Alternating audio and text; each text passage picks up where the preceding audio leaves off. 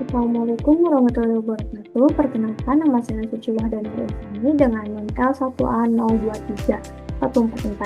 Di sini saya akan menjelaskan langkah-langkah dari soal UAS dinamika populasi. Di sini saya sudah mendapatkan data dari 3 alat tangkap dan produksi biaya serta upaya produksinya di 6 tahun kebelakang.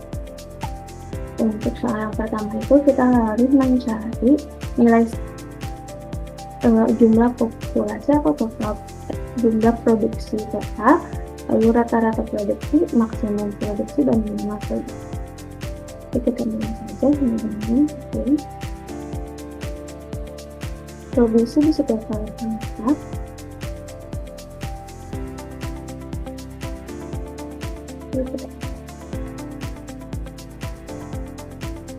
Selanjutnya rata-rata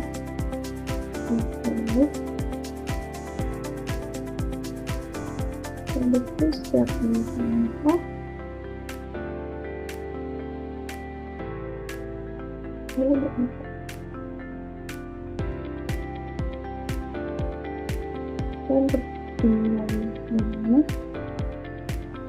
Dan dengan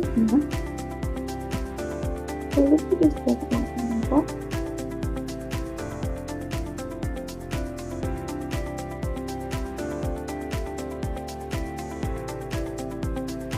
lalu meningkat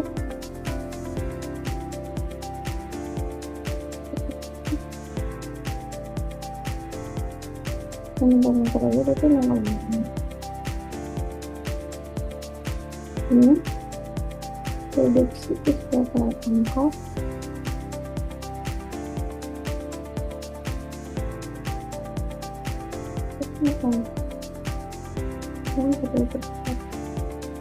Untuk melanjutkan soal yang kedua yaitu kita akan mencari nilai standar dari alat tangkap dan upaya standar dan dibutuhkan nilai total upaya.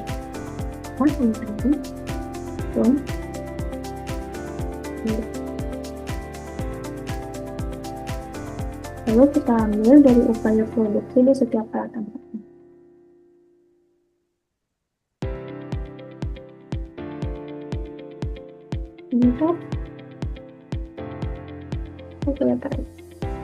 Untuk total produksi kita membutuhkan total dari keseluruhan tahun. Jadi kita tarik keseluruhan ini dan enter.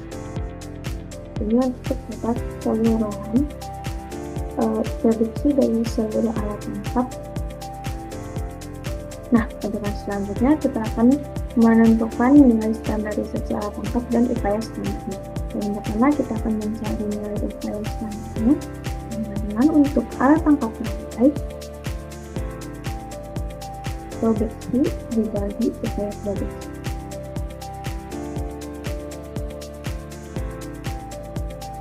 Untuk alat tangkap jantung, produksi dari alat tangkap jantung dibagi upaya produksi.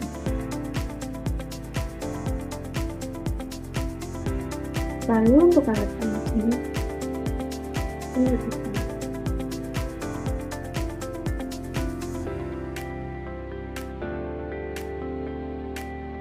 lalu kita cari bentuk-bentuknya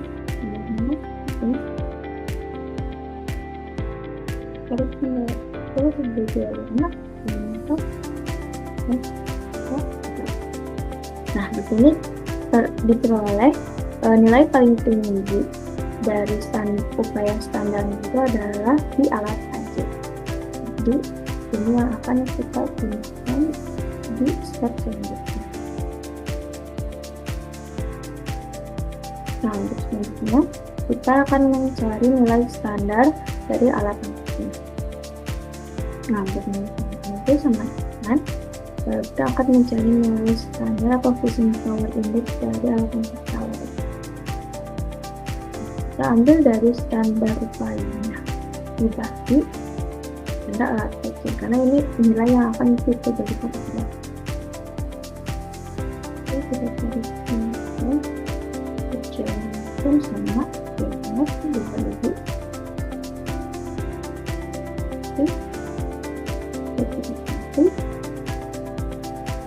untuk ranking dibagi ranking itu sendiri. Lalu bisa kita tarik. Kita juga akan mencari nilai-nilainya.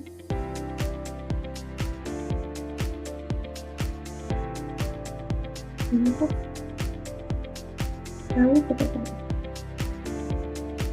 Untuk selanjutnya, kita akan menentukan nilai CPU pada setiap tahun dan membuat grafik. Mungkin untuk membuat grafiknya akan saya lakukan di terakhir setelah perhitungan. Untuk batchnya itu kita pelajari di total produksi, bisa kita pilih, kita salin, lalu kita hitung. Untuk selanjutnya pada row dari Fishing Power Index dikali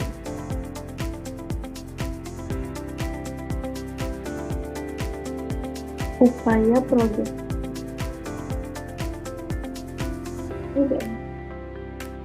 Ini juga kita harus untuk dilakukan semua dari sini dikali upaya produksi.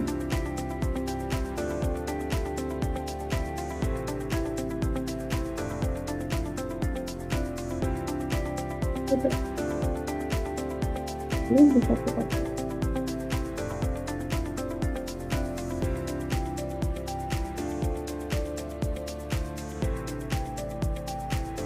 untuk alat samping juga sama hasil dengan dari Fishing Power Index dikali upaya produksi.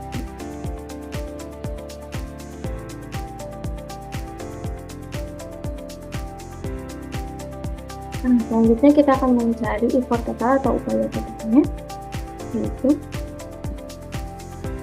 kita dari alat tangkap rawai hingga beling.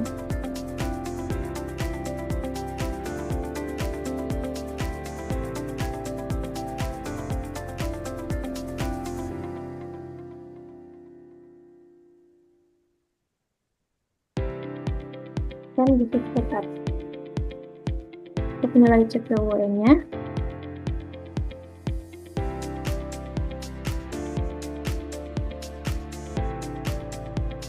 sama dengan catch dibagi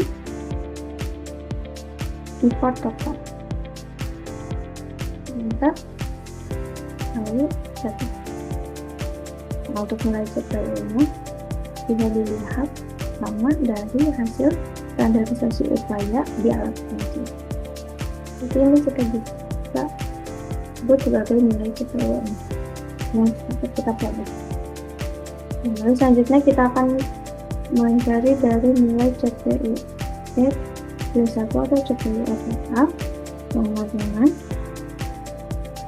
CPU E dibagi dengan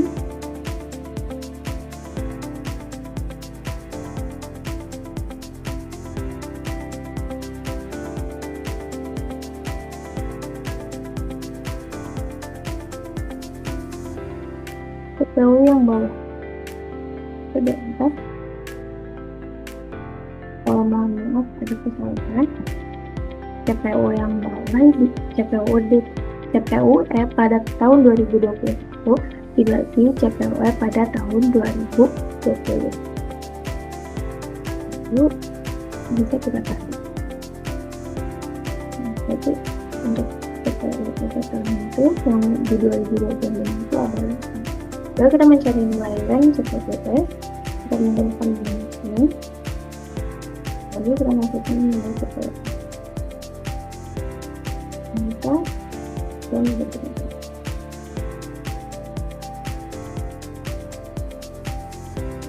Setelah itu kita akan mencari menentukan nilai MSY atau Maximum Sustainable Yield menggunakan metode Fogg dan Walton-Hilbert. Mungkin untuk yang pertama saya akan menggunakan metode Walton-Hilbert terlebih dahulu. Sebelum itu kita akan menganalisis datanya terlebih dahulu menggunakan regresi. Untuk variabel Y-nya menggunakan CPU plus 1 atau CPU plus 1, dan variabel X-nya kita gunakan default total dan CPU. Oke, kita pakai.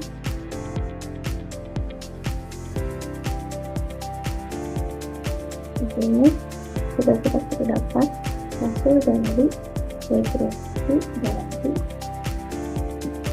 maupun saja. Kita pindah di sini. Kalau tidak maaf,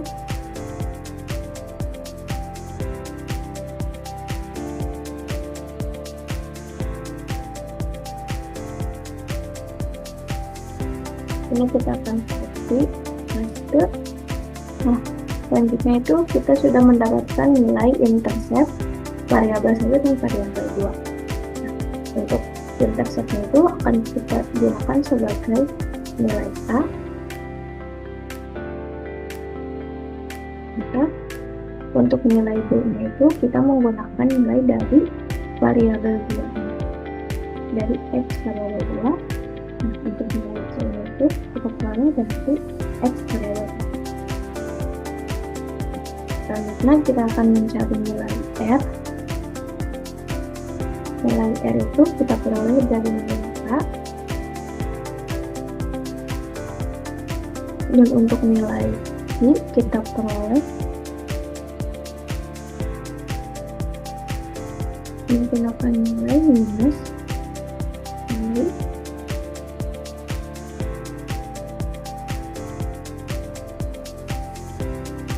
nilai itu. Dan untuk nilai K-nya kita peroleh dari persekutuan nilai K dibagi buka kurung nilai C dikali nilai B tutup kurung. Nah, ini kita akan menentukan nilai MSY terlebih dahulu. Sama dengan buka kurung nilai R dikali nilai K tutup kurung dibagi 4 lalu tambah. Nah, di sini kita peroleh nilai MSY dari metode Walton-Hilbert. Kita juga akan mencari nilai MSY-nya yang menggunakan rumus R dibagi buka kurung 2 dikali I tutup kurung lalu kita. Lalu selanjutnya kita akan mencari nilai JTB dengan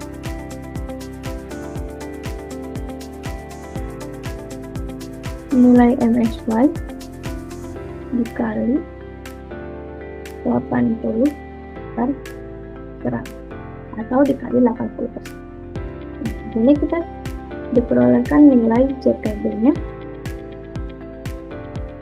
di 49.259,7194. Setelah memperoleh nilai MSY dan JTB dari metode Walton-Hilbert,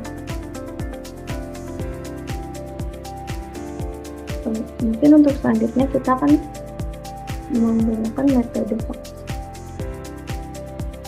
ini, kita juga harus menganalisis data menggunakan regresi juga.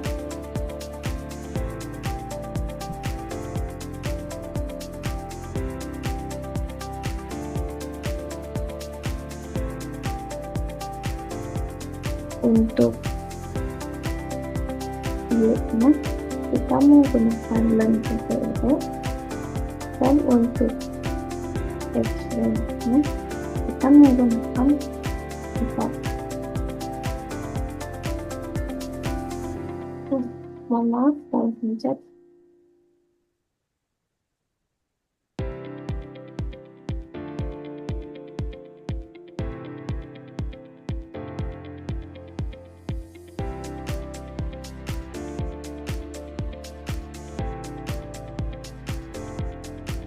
Ternyata di sini ada persyaratan teman-teman, mungkin kita akan hapus terlebih dahulu. Masih dengan lanjut. Untuk analisis data untuk metode Fox itu kita ulangi untuk range-nya kita masukkan nilai lem CPU, dan untuk X-range-nya kita masukkan import total. Setelah itu kita dan didapatkan hasil dapat ini. Lalu kita gunakan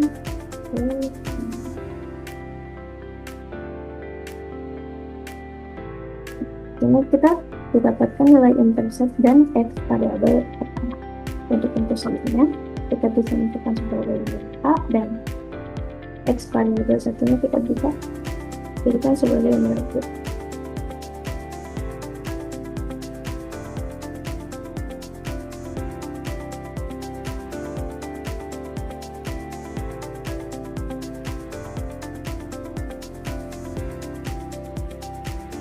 Setelah itu kita akan langsung mencari nilai MSY dari metode dengan menggunakan metode Fox. Dapatkan itu sama dengan ini, buka kurung 1 dibagi B tutup kurung dikali eksponensial dari nilai A dikurangi perbedaan. Nah, di sini kita diperolehkan nilai PMSY dari metode Fox.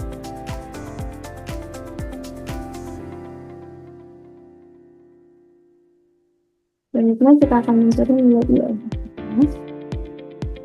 sama dengan min 1 dibagi D. Dan selanjutnya kita akan mencari nilai ZTD-nya sama dengan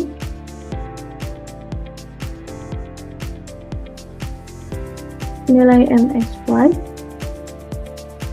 dikali 80 per 100 atau 80%. Untuk nilai ZTD-nya dapat kita peroleh dengan metode Fox. Setelah itu kita akan mencari tingkat pemanfaatan.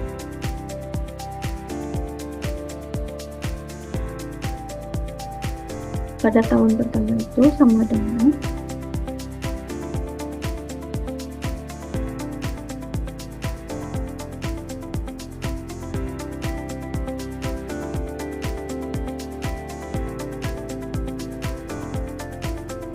total produksi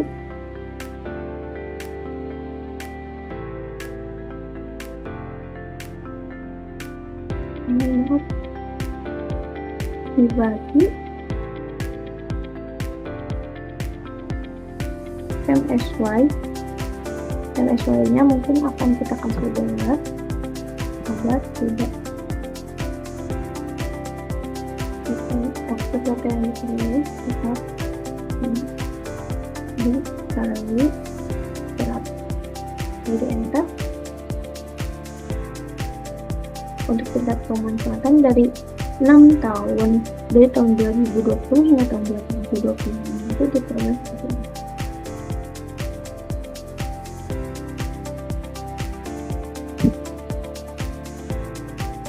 Nanti di sini saya telah menjawab dari 5 soal yang telah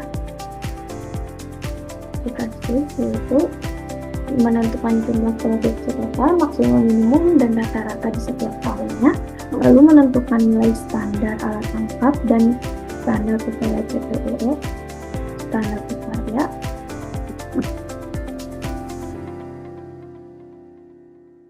Lalu setelah itu kita harus mencari nilai CPUE di setiap tahunnya dan membuatkan grafik. Mungkin untuk sekarang saya akan membuat grafik terlebih dahulu.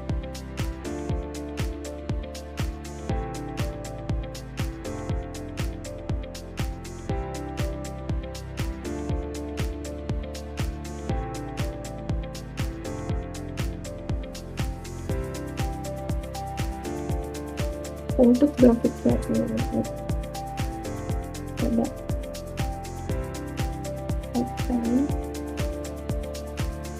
dihasilkan seperti ini.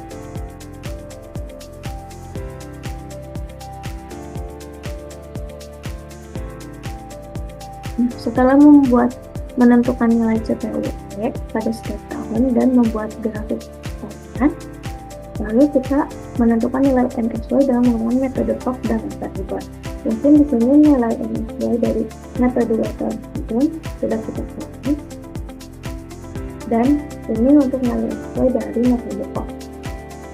Dan dari soal nomor ini itu menentukan nilai PHC atau JTB-nya. Ini untuk nilai JTB dari metode maupun dan ini untuk nilai JTB dari metode POC. Untuk soal nomor 6 itu yaitu metode mana yang paling relevan untuk detekan cakalang tersebut dan jelaskan. Menurut saya, metode yang paling tepat itu menggunakan metode Watson-Hibon, karena bisa kita lihat dari data yang kita dapat, terdapat fluktuatif yang sangat tinggi, tidak terlalu tinggi, mungkin sedang. Jadi mungkin lebih efektif menggunakan metode Watson-Hibon dikarenakan metode Watson-Hibon juga sering digunakan untuk perikanan yang menggunakan multi alat tangkap atau menggunakan alat tangkap lebih dari 2 alat. Perhitungan alat tangkap lebih dari 2 alat.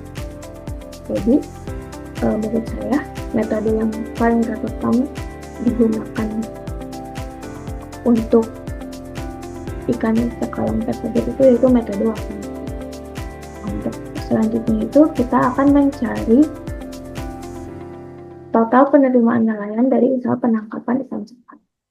Nah, untuk total penerimaan nelayan itu kita akan menggunakan rumus TR sama dengan total produksi dikali harga. Untuk total produksinya tadi kan sudah saya hitung, yaitu total produksinya tuh ini dikali biaya atau harga.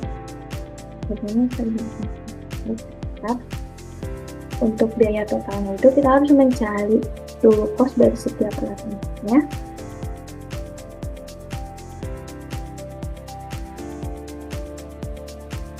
Untuk Y itu biaya dikali 6. Kenapa dikali 6? Karena kita menggunakan 6 tahun, itu dari tahun 2020 hingga tahun 2025.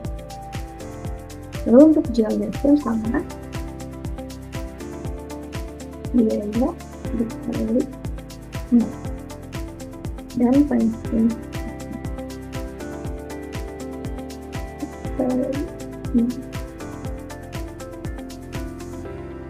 biaya totalnya dapat kita cari, yaitu menggunakan blok dari sini titik biru dikali 3. Kenapa dikali 3? Karena kita menggunakan 3 alat tangkap. Itu kita minta. Nah, setelah itu kita akan mencari keuntungan bersama, itu sama dengan total produksi dikurangi biaya total. Nah, di sini setelah kita peroleh dari 3 soal, yaitu yang pertama itu kita mencari total penerimaan, lalu biaya totalnya dan keuntungan bersih dari usaha pengangkatan. Yang selanjutnya untuk pertanyaan terakhir itu, bagaimana rekomendasi pengelolaan berdasarkan analisis tersebut? Dilihat dari data yang kita peroleh, di mana alat pancing lebih mengeluarkan upaya lebih rendah daripada produksinya, dan mungkin kita dapat mengganti alat tangkap rawai karena dilihat dari upaya produksi yang lebih tinggi daripada produksinya tersendiri, dan dilihat dari biaya yang dikeluarkan alat tangkap rawai tersebut juga lebih tinggi daripada biaya-biaya alat tangkap dari gillnet dan pancing. Dan mungkin lebih efektif menggunakan alat tangkap pancing dikarenakan dengan biaya yang lebih sedikit, tetapi dengan upaya produksi yang dikeluarkan juga sedikit, dan produksi yang dihasilkan lebih banyak, itu lebih efisien. Sekian, terima kasih. Kurang lebihnya mohon maaf. Mungkin ini hasil dari perhitungan yang dapat saya sampaikan. Assalamualaikum warahmatullahi wabarakatuh.